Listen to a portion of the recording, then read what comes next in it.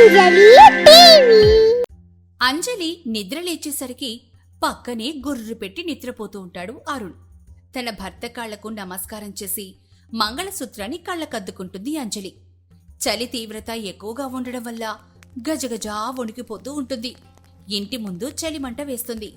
ఆ చలిమంటను చూసి శకుంతల, ఏంటో ఈ కాలం పిల్లలు కాస్త చలికి కూడా తట్టుకోలేకపోతున్నారు. ఏమ్మా అంజలి, ఈరోజు కాస్త ఆలస్యంగా నిద్రలేచినట్లున్నావు. అత్తయ్య, అది సరేలే, ఎల్లి నీ పనులు చేసుకో. అలా శకుంతల తన కోడల్ని పంపించిన తర్వాత పక్కింటి సులోచన అక్కడికి వస్తుంది. ఇద్దరూ చలిమంట ముందు కూర్చొని మాట్లాడుకోవడం మొదలు పెడతారు. ఏంటి శకుంతల, నీ కోడలు నీతో బాగానే ఉంటుందా? వంట పనులు చేస్తోందా? లేక కొత్త కోడలు కదా అని ఇంటి పనులు చేయడానికి ఆలోచిస్తోందా? అరే, అలా చేస్తే నేను ఊరుకుంటానా ఏంటి? నా కొడుక్కి పెళ్ళయి వారం రోజులు అయ్యింది. ఏదో 4 రోజులు పట్టించుకోలేదు కోడల్ని. ఇక ఆ తర్వాత గాల్లో పెట్టాలి కదా. అందుకే పొద్దున్నే నిద్రలేచి ఇంటి పని వంట పని చేయిస్తున్నానులే. ఇప్పుడైతే పర్వాలేదు, నేను చెప్పినట్టే చేస్తోంది. ఇక ముందు ముందు ఏం జరుగుతుందో ఎవరికి తెలుసు? చలికాలం కదా, కాస్త అటు ఇటు చూసి వదిలేవే. అన్నింట్లోనూ నువ్వు తలదూర్చి ఆ అమ్మాయిని ఇబ్బంది పెట్టకు. అలా సులోచన శకుంతల మాట్లాడుకుంటూ ఉంటే అంజలి పేడ నీళ్లు తీసుకొచ్చి కళ్ళపు చల్లడం మొదలు పెడుతుంది. ఆ తర్వాత వారి ముందే ముగ్గులేస్తుంది. ఓవైపు చలికి వణుకుతూనే ఆ పనులన్నీ చేస్తూ ఉంటుంది అంజలి. అది గమనించిన సులోచన, అమ్మా అంజలి, మధ్య మధ్యలో ఇలా వచ్చి చలి కాచుకోవచ్చు కదా. పాపం చలికి బాగా వణికిపోతున్నట్లున్నావు. ఇదిగో సులోచన, పాపం తనేదో పనులు చేసుకుంటుంది కదా, ఇలా పనులు సెడగొట్టకు. మేసేగాడిదను కూసేగాడిది సెడగొట్టిందట. ఇలా ఉంది నువ్వు చేసే పని. అది కాదు శకుంతల. ఇక చాలు, చలిగాచుకుంది చాలే. ఇక నువ్వెళ్ళి నీ ఇంటి పనులు చూసుకో. నీ బుద్ధి పోనిచ్చుకున్నావు కాదు, ఎప్పుడు నీకు నచ్చినట్లే జరగాలి. లేకంటే ముక్కు మీద కోపాన్ని అలాగే బయట పెట్టేస్తావు. అలా సులోచన అక్కడున్న శకుంతల్ని తిట్టుకుంటూ తన ఇంటి వైపు వెళ్ళిపోతుంది. వాళ్ళిద్దరిని గమనిస్తూ ఉంటుంది అంజలి. ఇక తన కోడలు అంజలి తన గురించి ఏమనుకుంటుందోనని, అమ్మా అంజలే, ఇలా రా అమ్మా, వచ్చి కూర్చో, కాసేపు చలిగాచుకో. అప్పుడు అంజలి అక్కడికొచ్చి కూర్చున్న తర్వాత, అత్తయ్య, ఆవిడ మీకు చిన్నప్పటి నుంచి తెలుసా? ఆ సులోచన నాలాగే ఆ ఇంటికొచ్చిన కోడలేనమ్మా. మేమిద్దరం ఒకేసారి ఈ ఊరికొచ్చాం. వచ్చిన కొత్తలో తను చాలా ఇబ్బంది పడిందిలే. వాళ్ళత్త ఎప్పుడు తన్ని వేధిస్తూ ఉండేది. ఆవిడొచ్చిన తర్వాతనే తనకు కాస్త మనశ్శాంతి లభించింది. మరి మీ అత్తగారు ఎలా ఉండేవారు? మొదట్లో మా అత్త వల్ల నేను కూడా కాస్త ఇబ్బంది పడ్డాననుకో. ఆ తర్వాత నాకు అలవాటైపోయింది. మనం ఆడవాళ్ళం, భర్త సంపాదిస్తే ఇంట్లో ఉంటున్నామని కొందరంటారు. భర్త అలా సంపాదించి ఎదగడానికి కారణం మనమేనని ఇంకొందరంటారు. ఇల్లు నాశనం అవ్వడానికి కారణం కూడా మనల్నే చూపుతారు. అన్నిటికీ మనల్నే వేలెత్తి చూపిస్తూ ఉంటారు తల్లి. అందుకే మనం ఎప్పుడూ అలసిపోకూడదు. దేనికైనా సిద్ధంగా ఉండాలి. మన జీవితాన్ని కుటుంబానికి అంకితం చేసేయాలి. అదే కదా ఆడదాని జీవితం.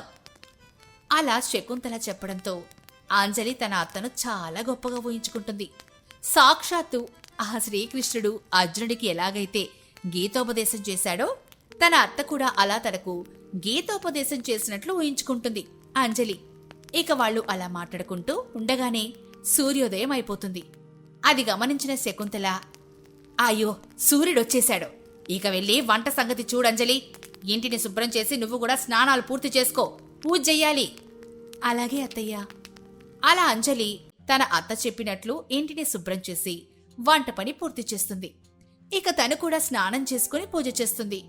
ఇక అప్పుడు నిద్రలేస్తాడు అరుణ్.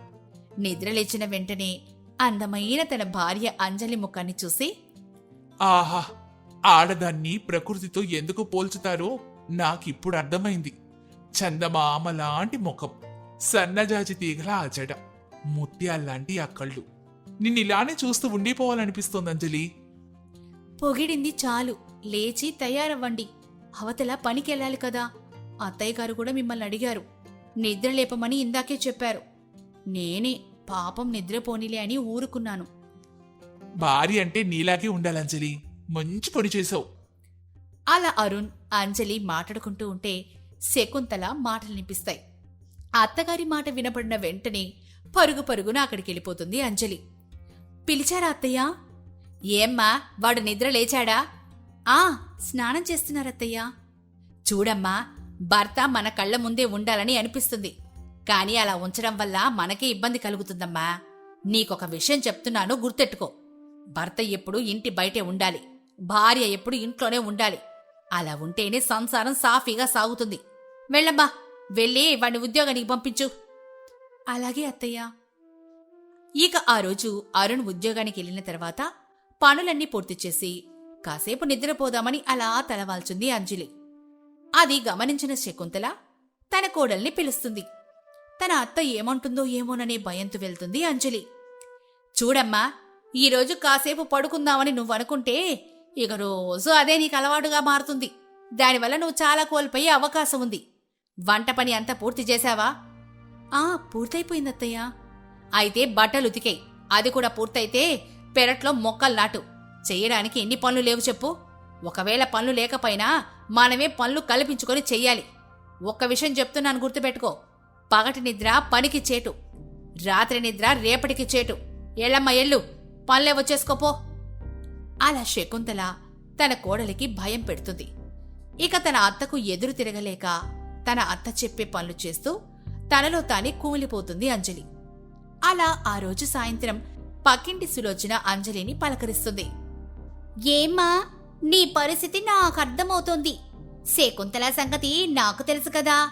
నువ్వు నీ మనసులో ఏం పెట్టుకోకు తల్లి. అన్నీ నీ భర్త అరుణ్తో చెప్పుకో. మీరు దేని గురించి మాట్లాడుతున్నారు? నాకేం అర్థం కావడం లేదు. అలా దాస్తావేంటమ్మా? ఈ చలికాలంలో నువ్వు పడే కష్టాల గురించి నాకు తెలుసులే. పొద్దున్నే లేచి అన్ని పనులు చేయాలంటే కష్టం కదా. ఇక రాత్రిపూటైనా నిన్ను ప్రశాంతంగా ఉండనివ్వాలా శకుంతల. అలా సులోచన మాట్లాడుతుంటే అక్కడికి శకుంతల వస్తుంది. దీంతో భయం భయంగా అక్కడి నుంచి వెళ్ళిపోతుంది సులోచన. అంజలి మాత్రం ఆలోచనలో పడుతుంది. ఆ రోజు రాత్రి చలి తీవ్రత ఎక్కువగా ఉండడంతో అంజలికి జ్వరం వచ్చేస్తుంది. అరే, ఇంత జ్వరం పెట్టుకుని నాకు చెప్పలేదేంటి అంజలి? మందులు తీసుకొచ్చేవాణ్ణి కదా. రోజు మీరు నన్ను పట్టించుకుంటున్నారా? మీకు తెలియడం లేదా నా పరిస్థితి? నిద్ర లేవడం, పనికెళ్లడం తప్ప భార్య బాగోగులు చూస్తున్నారా మీరు? చలికి తట్టుకోలేక నేను ఎంత బాధను అనుభవిస్తున్నానో మీకు తెలుసా? మీ అమ్మగారు నాకు మంచి చెప్తున్నట్లనే చెప్తూ నాతో గొడ్డు చాకరీ చేయిస్తున్నారు. నా వల్ల కావడం లేదండి. అత్తయ్యకు అడ్డు చెప్పలేకపోతున్నాను. మీకు నా బాధని చెప్పుకోలేకపోతున్నాను. అరుణ్ ముందు అంజలి కన్నీళ్లు పెట్టుకుంటుంది. అరుణ్కు తన భార్య పరిస్థితి అర్థమవుతుంది. ఆ మరుసటి రోజు జ్వరంతో నిద్రలేవకుండా ఉంటుంది అంజలి. శకుంతల మాత్రం గది దగ్గరికి వెళ్లి, అమ్మా అంజలి, అంజలి. అప్పుడు అరుణ్ తలుపులు తెరిచి బయటకొచ్చిన తర్వాత, అమ్మా, తనకు జ్వరం అమ్మా. అయితే ఏంట్రా, పనులన్నీ చేసుకోవాలి కదా. పనులు చేస్తుంటే జ్వరం కూడా అదే తగ్గిపోతుందిలే. ఏంటమ్మా నువ్వు? నాకు జ్వరం చేసినా నువ్వు ఇలాగే మాట్లాడతావా? నేను ఈ బిడ్డను కాబట్టి నాకు సపారీలు చేస్తూ ఉంటావు. ఇంకొకరైతే అవన్నీ నీకు వద్దు కదా. ఏంట్రా, నాకు ఎదురు తిరిగి మాట్లాడుతున్నావా? నీ భార్య వచ్చాక నీ కొమ్ములొచ్చాయా? చూసావు కదమ్మా, చలి ఎంతలా ఉందో. పాపం తను రోజు ఉదయం లేచి పనులు చేసుకుంటూ నానా అవస్థలు పడుతోంది. ఈరోజు తన్ను వదిలేద్దామమ్మా, విశ్రాంతి తీసుకొనివ్వు. అంటే జ్వరం తగ్గే వరకు విశ్రాంతి తీసుకోమంటావా? నేను కూడా ఒకప్పటి కోడల్నే కదా, నాకు అన్ని తెలుసురా. ముందు తన్ను నా ముందుకు రమ్మని చెప్పు. తను రాదమ్మా, రాదు. పడుకునే ఉంది, లేవలేకపోతోంది. జ్వరం ఎక్కువగా ఉంది. అరుణ్ అలా గద్దించి చెప్పడంతో శకుంతల ఇంకేం మాట్లాడదు, మౌనంగా ఉండిపోతుంది. ఇక ఆ మరుసటి రోజు శకుంతల వద్దకు సులోచన వస్తుంది. అమ్మాయికి జ్వరమని విన్నాను. పాపం, తను ఈ చలికాలంలో రోజు చలికి ఇబ్బంది పడుతూ పనులు చేస్తోంది. నాకే పాపం అనిపించిందే. అలా బాధ పెట్టకు. నువ్వు మంచితనంగానే ఉంటూ బాధ పెట్టే రకం కదా. మనం కూడా కోడలిగా అడుగుపెట్టినప్పుడు ఎన్నో బాధలు పడ్డాం. ఆ కష్టాలు మనకు తెలుసు కదా. మన అనుభవంతో మనం ఏం చెయ్యాలి? మనకొచ్చిన కోడలను బాగా చూసుకోవాలి. అదే కదా అందరికీ మంచిది. సులోచన అలా చెప్పగానే శకుంతలలో మార్పు మొదలవుతుంది. ఇక విశ్రాంతి తీసుకుంటున్న అంజలి వద్దకు వెళ్తుంది శకుంతల. అతను చూడగానే అంజలి పైకి లేవబోతుంది. లేవకమ్మా, లేవకు. పడుకో తల్లి, విశ్రాంతి తీసుకో. నా వల్ల నువ్వు చాలా ఇబ్బంది పడ్డావు కదా, ఎవరికి చెప్పుకోవాలో తెలియక నీలో నువ్వే మదన పడ్డావు. ఇకపై నీకు ఆ బాధే వద్దు. ఇక రోజు మనిద్దరం కలిసి ఇంటి పని వంట పని చేసుకుందాం. నువ్వు విశ్రాంతి తీసుకో. అత్తయ్య, మీరు చాలా మంచివారు అత్తయ్య. అందుకే మీకు ఎదురు తిరిగి మాట్లాడలేకపోయాను. అంజలి అలా అనగానే శకుంతలకు కన్నీళ్ళొచ్చేస్తాయి. ఇక ఆ తర్వాత అత్తాకోడలిద్దరూ ఏ ఇబ్బంది లేకుండా చలికాలంలో అనారోగ్య సమస్యలు తెచ్చుకోకుండా ఆనందంగా ఉంటారు. వారిని చూసి అరుణ్ కూడా సంతోషపడతాడు. జమీందారైన శంకరింట్లో ఒక పెద్ద ఫంక్షన్ జరుగుతూ ఉంటుంది. అందరూ భోజనం దగ్గర కూర్చుంటారు. కానీ అందరూ భోజనం చేయకుండా అంజలి కోసం ఎదురు చూస్తూ ఉంటారు. జమీందారు శంకరయ్య పనివాళ్లతో, అసలు ఈ అంజలి ఎప్పుడొస్తుంది? అందరూ తను చేసే మామిడికాయ పులిహోర కోసం ఎదురు చూస్తున్నారు. ఇంత పెద్ద ఆర్డర్ ఇచ్చినప్పుడు తను ముందుగానే ఇక్కడ ఉండాలని తెలీదా? ఎవరన్నా వెళ్ళి విషయం కనుక్కోండి అని అక్కడ పెద్ద పెద్దగా అరుస్తూ ఉంటారు.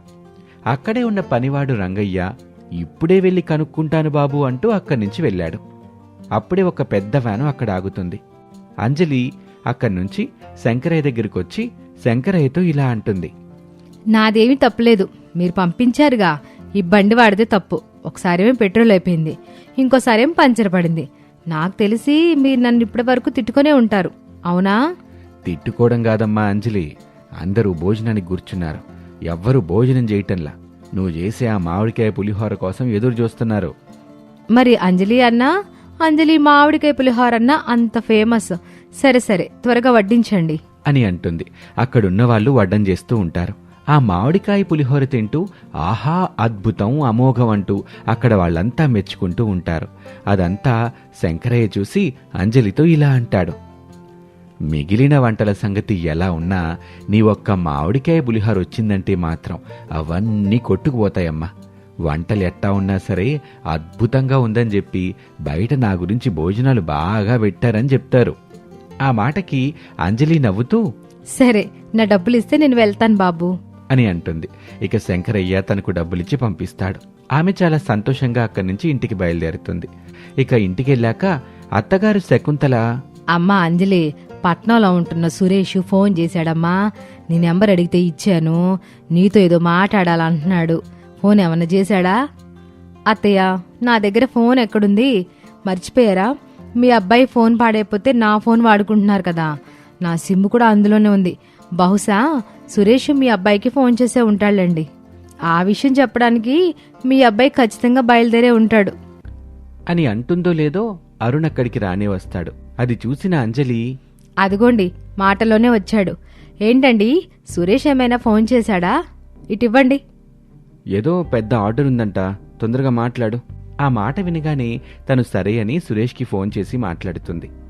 హలో అక్క, ఇక్కడ మాకు తెలిసిన ఒక ఫ్రెండ్కి మ్యారేజ్ అక్క.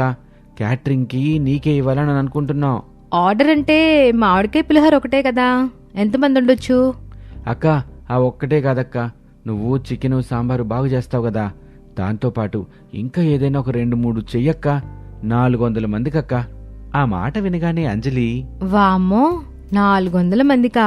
పులిహోర అయితే ఎంతమందికైనా చేయగలను గాని అంతమందికి వంట అంటే నేను ఆలోచిస్తున్నాను. నా వల్ల కాదు తమ్ముడు, నువ్వెవరికన్నా ఆర్డర్ చెప్పు, నేనైతే పులిహోర మాత్రం చేసిస్తాను. ఆ మాట వినగానే అతను, లేదక్కా, నువ్వు మాత్రం చెయ్యాల్సిందే. ఇది చాలా పెద్ద ఆర్డర్. నా ఫ్రెండ్స్ దగ్గర నా పరువు పోతుంది. నీ గురించి నేనిక్కడ గొప్పగా చెప్పాను అంటాడు.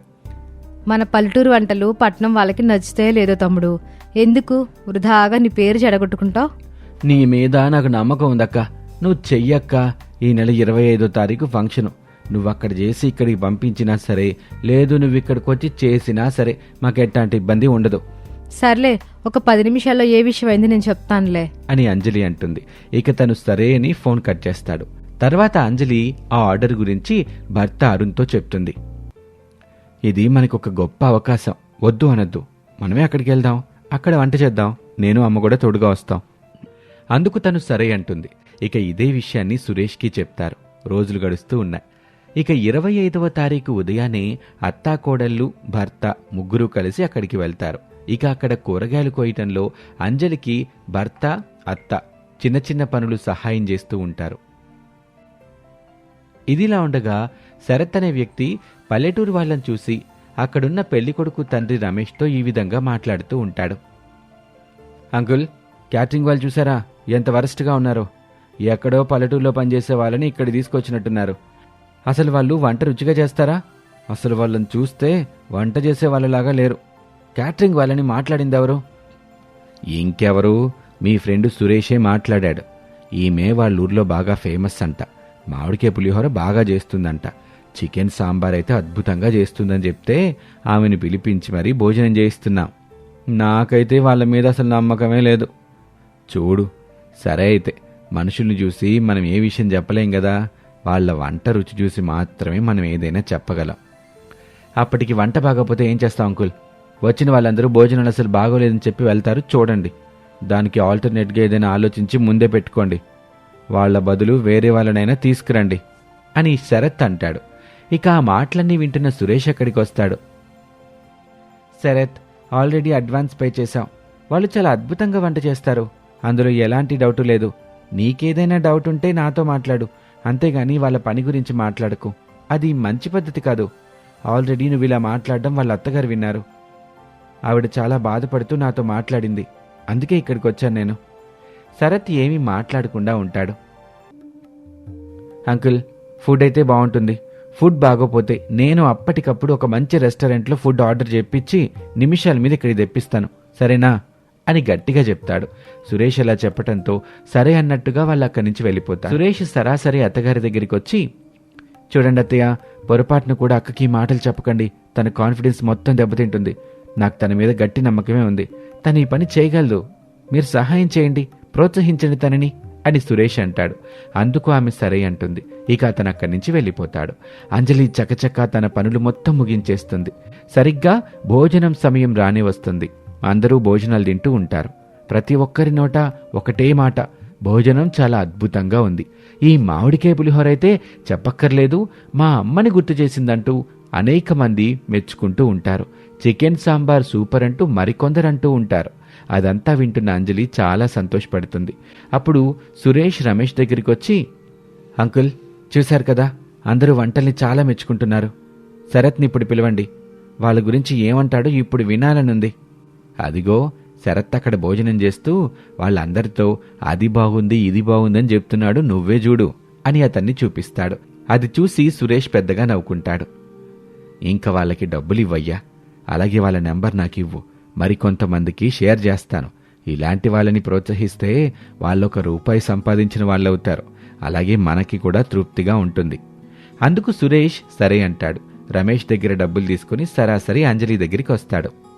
అక్క, నువ్వు సాధించేశావక్క, చాలా అద్భుతంగా వంటలు అదరకొట్టేశావు. ప్రతి ఒక్కరూ నువ్వు చేసిన మామిడికాయ పులిహోర గురించి మాట్లాడుతున్నారు.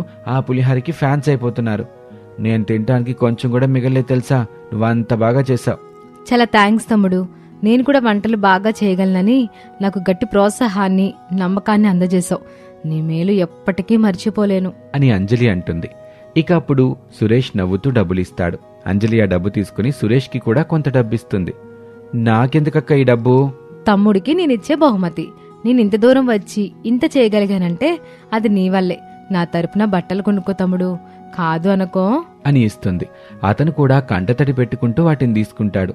అంజలి అది చూసి, తమ్ముడు, నేనేమైనా తప్పుగా మాట్లాడి నీకు డబ్బిచ్చానని బాధపడుతున్నావా?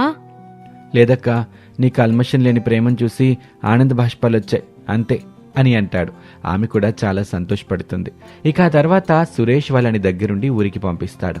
ఊరికి వెళ్ళిన తర్వాత వాళ్ళు చాలా సంతోషపడతారు. ఆ సమయంలో అత్తగారు, అమ్మ అంజలి, ఇక మన కష్టాలు తీరిపోయినట్టే. ఒక మామిడికాయ పులిహోర ఒకటే కాదు, ఫుల్ క్యాటరింగ్ మనం తీసుకుని వంటలు చేసుకోవచ్చమ్మా. అవునత్తయ్య, తప్పకుండా అలాగే చేద్దాం అని అంటుంది. ఆ విధంగా సురేష్ చేసిన చిన్న సహాయంతో వారు పూర్తి క్యాటరింగే స్టార్ట్ చేస్తారు. రుచికరమైన భోజనాన్ని చాలా తక్కువ ఖర్చుకే అందిస్తూ శభాష్ అని పేరు తెచ్చుకుంటారు. చుట్టుపక్కల గ్రామాల్లోనే కాదు, పెద్ద పెద్ద పట్టణాల్లో కూడా అంజలి క్యాటరింగ్ అందరికీ తెలిసిపోతుంది. మరి ముఖ్యంగా అంజలి చేసే మామిడికాయ పులిహోరకి చాలా మంది ఫ్యాన్స్ అయిపోతారు.